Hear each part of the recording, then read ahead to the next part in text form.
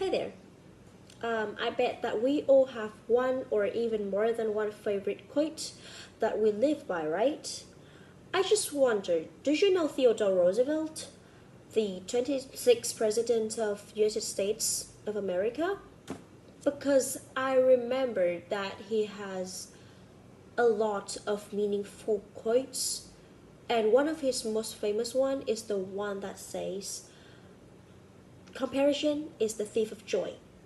So basically, that means that we only come up to comparison when we know that something is different from another. This is just sounds right. Alright, so I'm sure that you have and are owning many unique characteristics. Maybe at some point you will find someone who is similar to you in appearance or even in personality and the way they behave. But still, they are just not you. Why is that? Because each one is a separate piece of this whole world picture. Neither duplicate nor replace each other. Alright, so why is that? First of all, our genetics makeup is one component that makes us different from everyone else. I think that we all can understand this basic thing.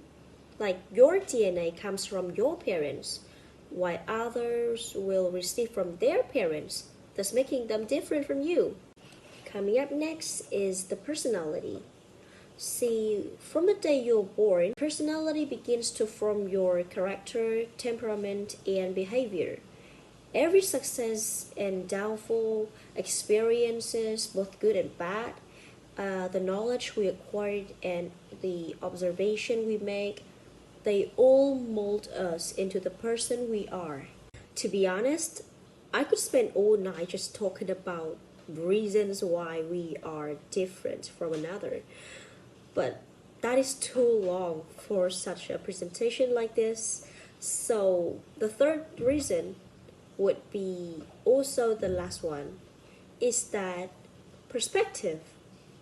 So a person's perspective is their way of regarding things in the world.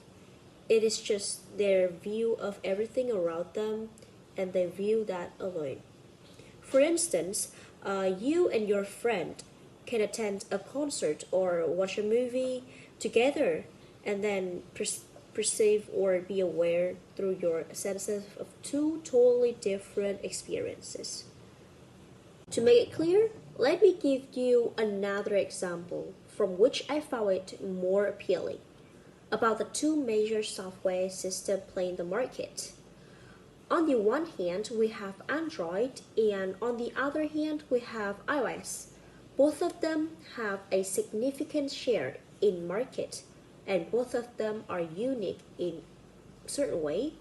And that is the reason why some people choose Android and others choose Apple, because Android is not Apple and Apple is just not Android.